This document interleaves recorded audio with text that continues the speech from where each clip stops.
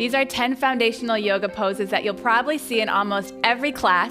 So I'm going to walk you through them step by step so you become familiar with them. Our very first pose is child's pose. So come to kneel on your mat.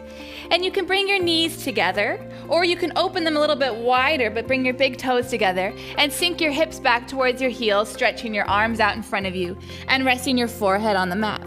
Now, if your forehead doesn't rest on the mat, you can place a block underneath it because child's pose should feel really supported. It's a resting pose. If this is uncomfortable in your knees or your ankles, you can also roll up a blanket and place that behind your knees as well. Our next pose is cat-cow. So you'll find a tabletop position with your wrists under your shoulders and your knees under your hips, finding a nice neutral spine. And then take a breath in, bring your shoulders down your back, arch your spine, reach your chest forward, look up. And then as you exhale, round your spine, tuck your tailbone, drop your chin for cat. Inhale, arch forward for cow. Exhale, round your spine for cat.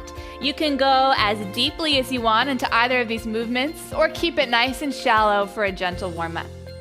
From the cat-cow, we'll lift up and back to downward facing dog. In Sanskrit, we call this Adho Mukha Svanasana. So if you hear that, you'll know that it means downward dog. So hands plant on the mat, tuck your toes, lift your knees off the floor and start to straighten your arms. Reach your hips away from your hands and maybe bend your knees one at a time to help stretch out the back of your legs.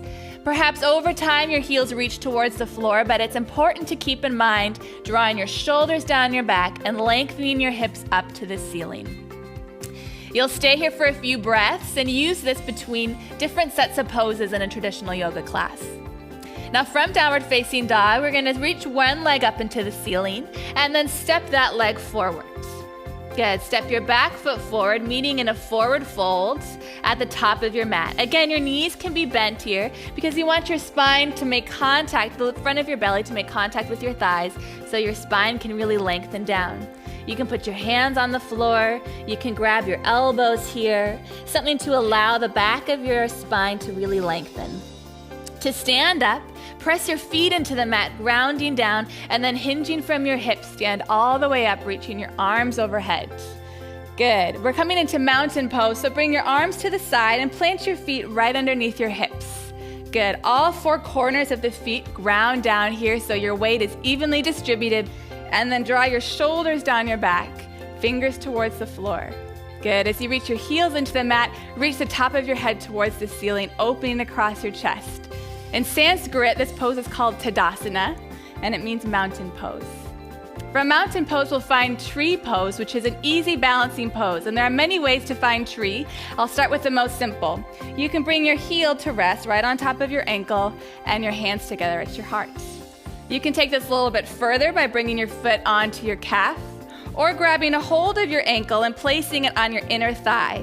Find somewhere to place your foot that is above or below your knee. And then again, hands can come to your chest, or you can reach them overhead, lengthening your fingers away from your heel and standing up nice and tall. Good. After tree pose, lower your foot down to the mat, and we'll find a warrior pose. So take one leg, step it forward to the top of your mat, and take your other leg and reach it to the back of your mat. Spin your whole heel down so your toes point to the long edge of your mat. Hips are going to open out to the side, and arms extend forward and back. Good. Send your gaze over your front fingertips. This is Warrior 2, Virabhadrasana 2 in Sanskrit. Make sure that front knee is stacked right on top of that front ankle, and if it's going way too far forwards, then either pull it back or take a little bit of a longer stance so you can find nice, strong alignment. Good. After Warrior 2, we'll move into Warrior 1. So in Warrior 1, our hips are going to square to the front of the mat. So bring your hands to your hips and take your back toes and point them in so they face the front corner of your mat, and turn your hips to face the front of your mat. Again, bend deeply into that front knee so it's stacked right over your ankle, and extend your arms overhead. Make sure to really press through the outer edge of that back foot so you lift through the front of that back leg and reach your chest up, reaching your fingers up. Good. Now lower your hands down to the mat, lift your back heel up, and step your front foot back to meet your back foot in a plank position. From plank, lower your knees down to the mat and lower your belly all the way down onto the floor. Take a breath in, keep your hands right under your shoulders, and roll your chest up, pulling your elbows back behind you for Cobra pose. Cobra pose is a gentle heart opener here, so rather than pressing into your hands and straining your neck, can you gently pull your elbows back and lift your chin slightly, finding length through the front and back of your neck and length through the front of your belly. Good, press into your hands now and come back to child's pose. Our next pose, we're gonna find lying down on our mat. So turn to lie down. So your length of your spine finds the mat. Good, draw your knees into your chest. Grab a hold of your knees, and we're gonna find Happy Baby, which is a really great hip opener and low back stretch. So flex your feet and point them up towards the ceiling. Now you can either grab your knees, pulling them in towards your armpits.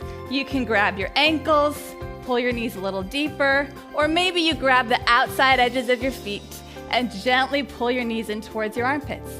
Now this is called Happy Baby, and what do babies do when they're in a movement like this? They move, right? So you can rock gently side to side, you can straighten one leg and then the other. You'll often find this pose towards the end of a yoga class. It's a great way to relax and release. And our very final pose is Shavasana. So bring your legs together and stretch them out long onto the mat. Let your shoulder blades slide under your spine and your arms extend down your side. Shavasana means corpse pose.